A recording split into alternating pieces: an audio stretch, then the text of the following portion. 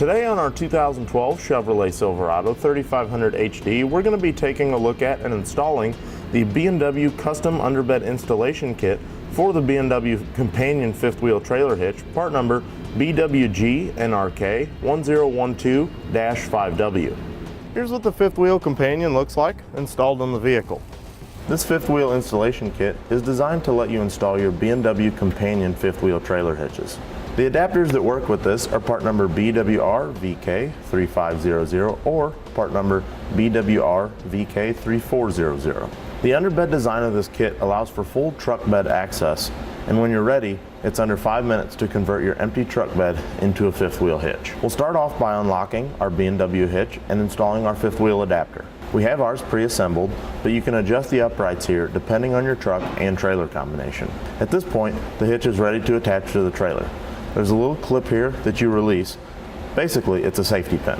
Then you swing the handle out and you can watch the jaws open. You're ready to back onto your trailer. Once they're secure onto your trailer, you can reinstall the clip. And since this fifth wheel installation kit doubles as a gooseneck hitch, when you're not towing your fifth wheel, you can remove it.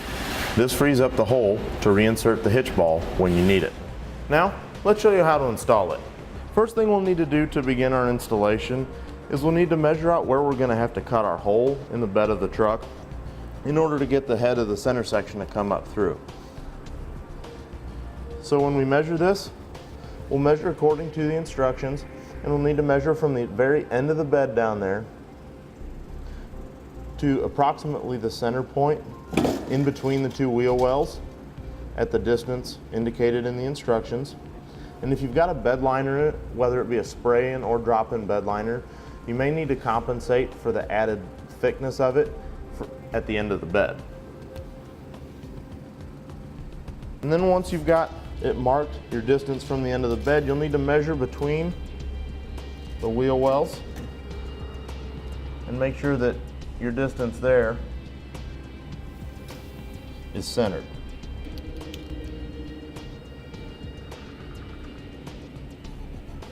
So now I can take a pilot bit and drill down through my mark here in the center of the bed.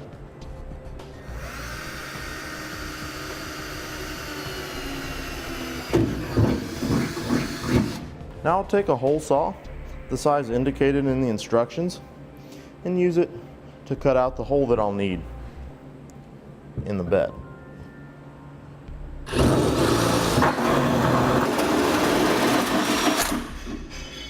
Now I'm going to take a little bit of spray paint and just spray around that exposed edge to help prevent rust.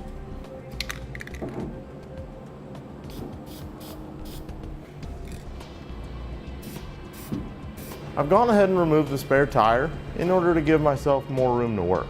Now we'll put a support strap up in order to help support the exhaust, because I'm going to have to let some of these hangers down to give myself enough room to make sure I can get everything installed. I'm going to have one exhaust hanger right back here at the back of the passenger side wheel. I'm going to put a little bit of spray lubricant on here just to help aid with removal, help it slide off a little bit easier. Then you can use a pry bar or some pliers if you don't have exhaust hanger tools in order to pry it off of there. And then just in front of the rear axle, there's one more hanger up here that we'll need to take down. And then there's one more a little bit further up. So now I can loosen my support strap a little bit and let the exhaust hang. Now between these two hat channels, I'm going to need to mark and trim off this heat shield so that I will be able to get all of my hardware up there to install the rails.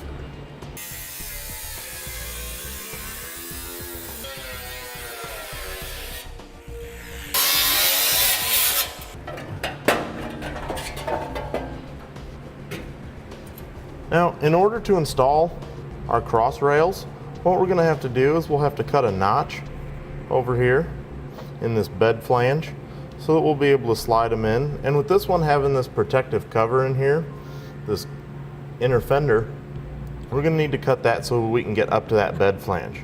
And where we're going to cut that is a couple inches in front of where this hat channel is. That's right back here. So I'm just going to cut an opening. That's a couple inches wide. Right up here. I've marked this according to the instructions, so there's a triangle that we'll be cutting out of this bed flange. And you can cut that out. I'm going to use a pair of snips here, but you can also use a grinder or rotary tool if you'd like.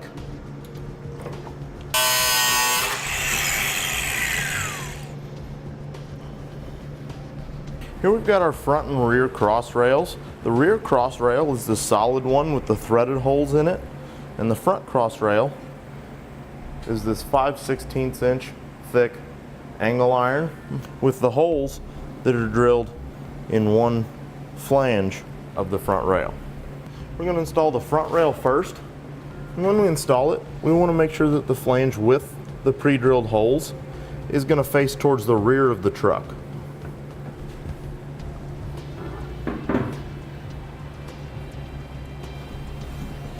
So we'll slide it across. Once we've got it to where it's sitting on top of the other frame rail, we can move it forward a little bit on the truck. Now we can slide the rear cross member in, and you'll notice that the threaded holes are a little bit offset from center. They're a little bit closer to one edge than the other. When we install it, we'll need to rotate this so that that shorter edge is down, so that these holes are a little bit closer towards the bottom.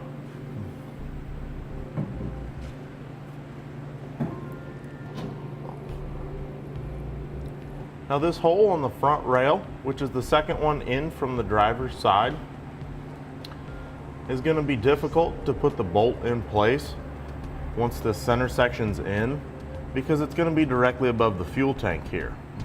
So what they give you is using one of the 1.5 inch long, 1/2 inch bolts. They also give you this little rubber O-ring that you can slide over it to help hold that bolt in place. So that way you don't have to fight with getting that bolt started in there, because it'll be held in place with that O-ring. Now for this rear cross rail, we're going to need to stand it up and get it flipped upright so that the bolts will be able to start in through our center section. And again, we need to make sure that that shorter distance between the hole and the edge is going down towards the bottom. So we can use an adjustable wrench, put it on there in order to flip it upright, because it will have some pressure against the bottom side of the bed. So it'll be a little difficult to do by hand. Now it's a good idea to grab a second set of hands to help install this and slide it up into position. Slide it up over the exhaust.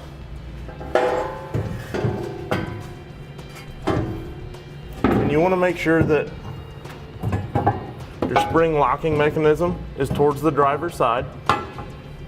And then you'll take that front rail and rotate it up so that that bolt will come through. You'll use one of those 1/2 inch bolts to align it. And you'll push it through from the front, and then on the inside you'll take a split lock washer and then a 1/2 inch hex nut. Then we'll be able to get the hardware started in the other two locations along that front rail. Now we'll get the rear cross rail lined up with the elongated holes that are drilled in the center section. And then from the inside, we'll take the longer 2 inch long 1/2 inch bolts, put on the split lock washer and flat washer, and begin threading it in. And then I'll install the other 3 into that rear cross rail. Now we can install our 5/8 bolts into our bolt guides so that we can get ready to put our side plates onto the truck. So these 5/8 bolts,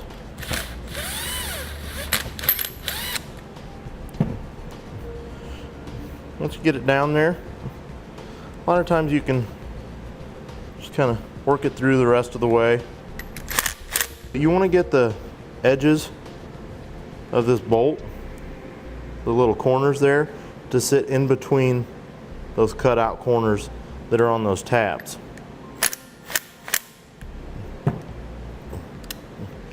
Because that's going to help prevent that bolt from spinning and coming out when you put it into the frame rail. If you need to, because those tabs get smashed down a little bit, sometimes when you run the bolt in there, you can just get a screwdriver and kind of pry those back up.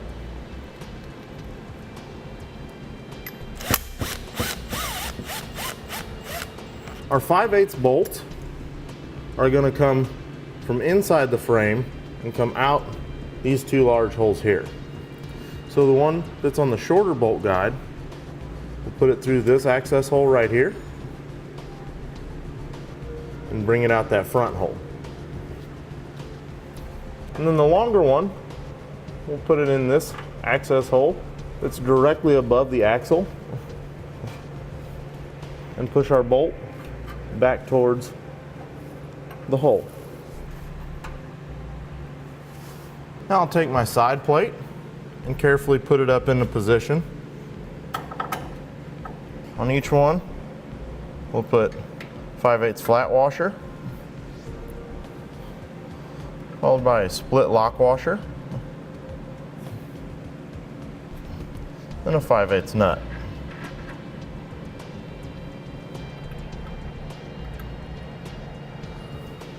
Now we can install our hardware into the rails to secure them to the side plates.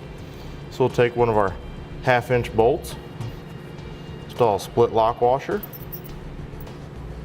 followed by a flat washer. Put it through the hole and begin threading it into that rear cross rail. Then on the front one, take a 1/2-inch bolt, feed it in through the front cross rail, then into the center section. Then I'll install flat washer, followed by split lock washer, then a 1/2-inch nut.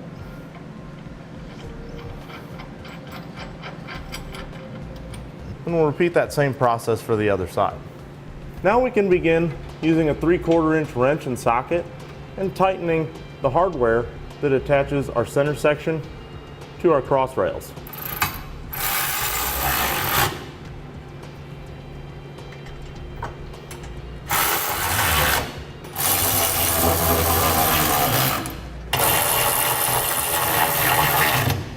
Now we'll tighten up our side plate bolts, starting with the 5/8 inch bolts.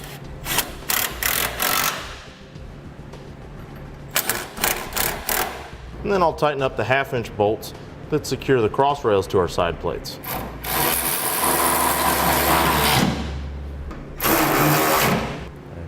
Now we want to make sure that we torque all of the center section bolts down to the specification listed in the instructions.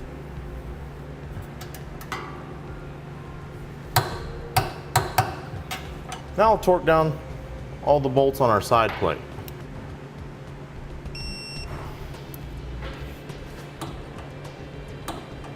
Now we can install our latch handle. So we'll feed the handle through the cutout hole there in our center section. Feed it out over the frame rail, the driver's side. We'll get the loop here lined up with the mounting point on the end of our pin. Then we can take our 5/16 inch carriage bolt that comes with the kit and feed it through so that it locks into that square hole. And then on the back side, we can take the flange nut, get that started. Then we'll use a 1/2-inch socket to tighten that down. Now because this one has these inner fenders, we'll need to trim this inner fender out so that we have good access to this handle and it can function without hitting that fender.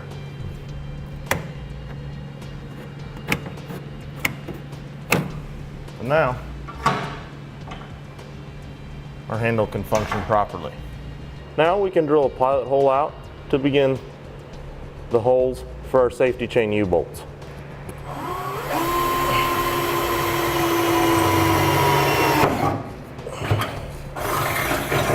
And we'll do that same thing for the 2 holes for the U-bolt on the other side.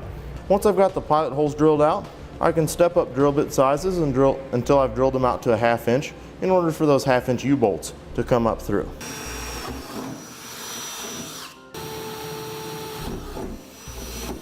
Now with the holes drilled out, we can take our 1/2 inch U-bolts and put them down through.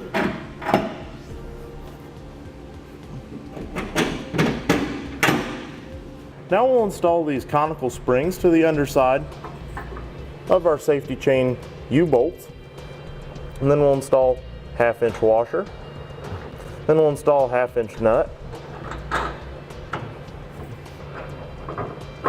I'll take a 3/4 inch socket and tighten that. Then you want to tighten that up until the bottom of that U-bolt is about flush with that nut.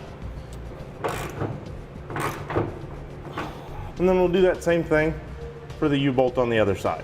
Now we can begin reinstalling our exhaust. With the exhaust reinstalled, we can take our support strap off. For the flap that we cut on the inner fender of the passenger side in order to slide the rails through, so that it wasn't just flapping around in here, I drilled a couple holes and put zip ties through them just to help keep it secure and tied down. And you won't want to forget to reinstall your spare tire. That's going to complete our look at and installation of the B&W Custom Underbed Installation Kit for the B&W Companion 5th Wheel Trailer Hitch, part number BWG NRK 1012-5W on our 2012 Chevrolet Silverado 3500 HD. Click the link below to shop, learn more, or visit us at etrailer.com.